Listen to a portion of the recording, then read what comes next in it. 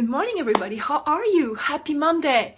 Hi, I'm Paola. I'm a success coach and professional tango dancer in Austin, Texas. And I'm doing those live every Monday morning because I believe in starting the week right. And I love to share what I know because those are tips and practices and habits that I've developed that's been very productive for me. This is definitely part of my success, and that's something I want to share with you. It's for free. You have a lot of videos on YouTube if you want to catch up. And today we're going to talk about boundaries.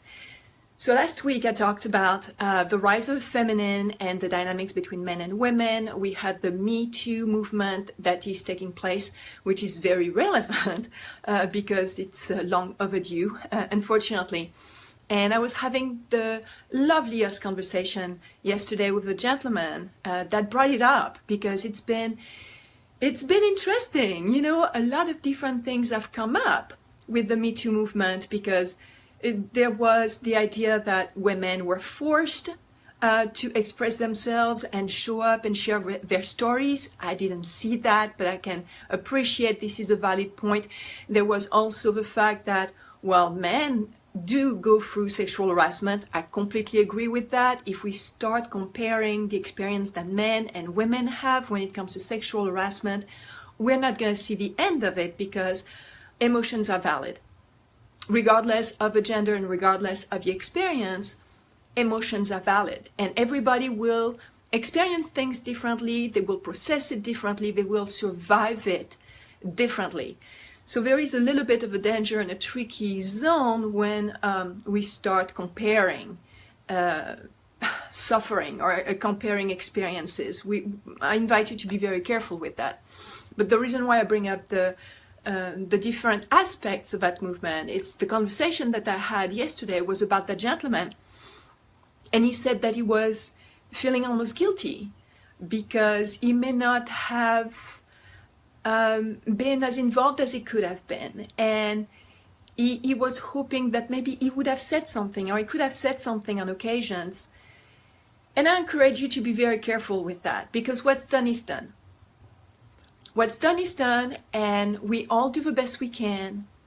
And if we start focusing on what has been taking place and feeling guilty or developing some shame spiral for ourselves about it, yes, we need to process, yes, we need to move forward, but let's make sure that it is going to be as productive as possible.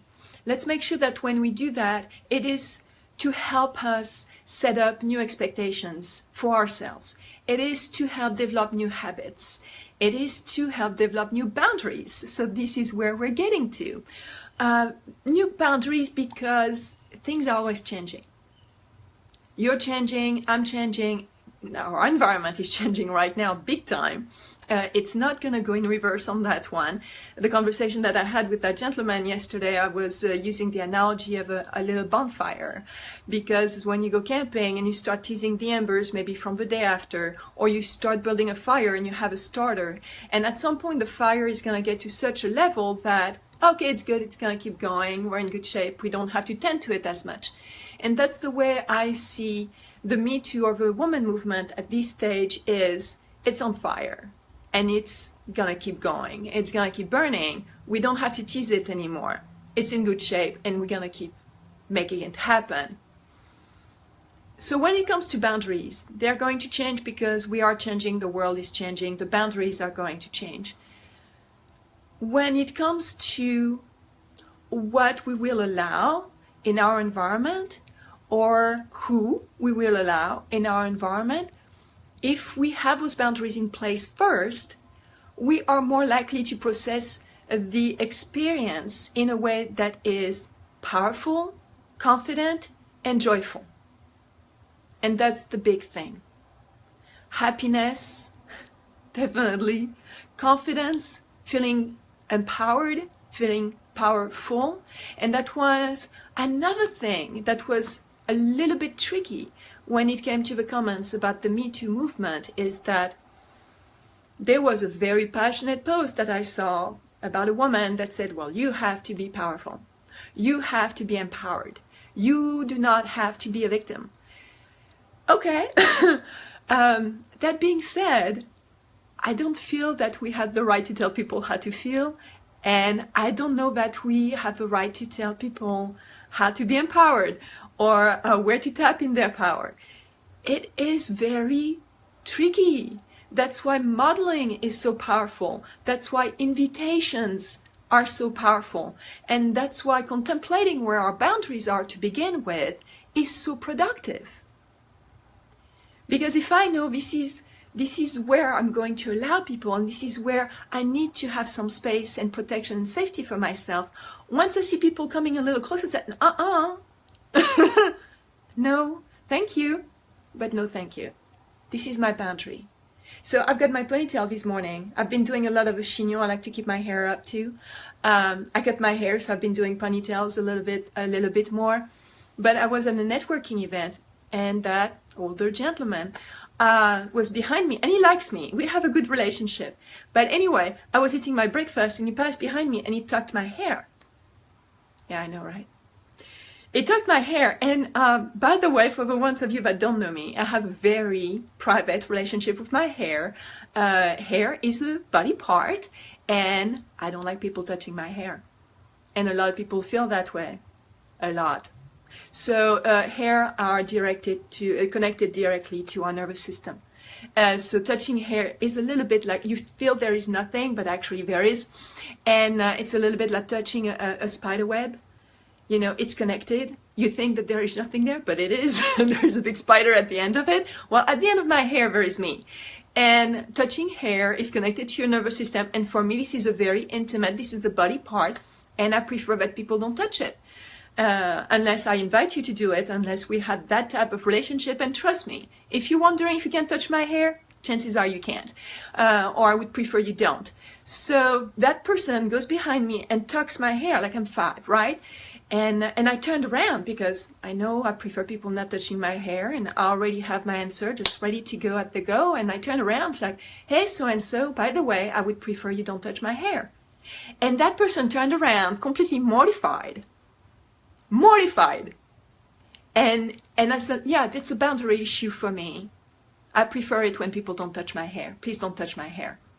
And he said, okay. And he went on to his business, hasn't touched my hair since. But the reaction was of surprise. You know, when that person did that, his intention was not to violate me or to break boundaries. It was, well, that's what we do with girls, with little ponytails. We just tack on it. It's cute. It's not. It's not cute. It's a body part. Okay?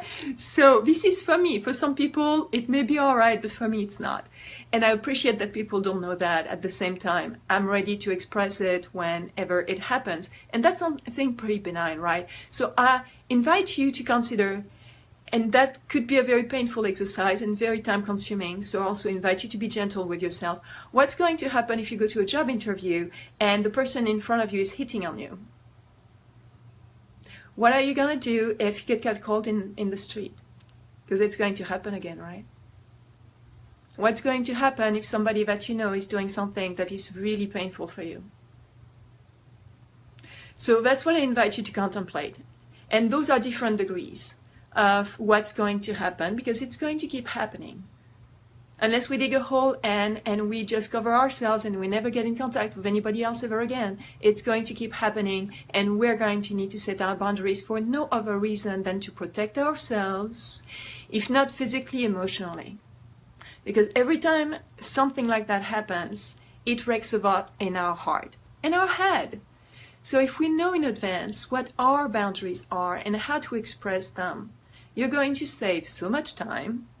You're going to save so much grief, and you're going to recognize your friends so much faster than you ever had before. That I guarantee it.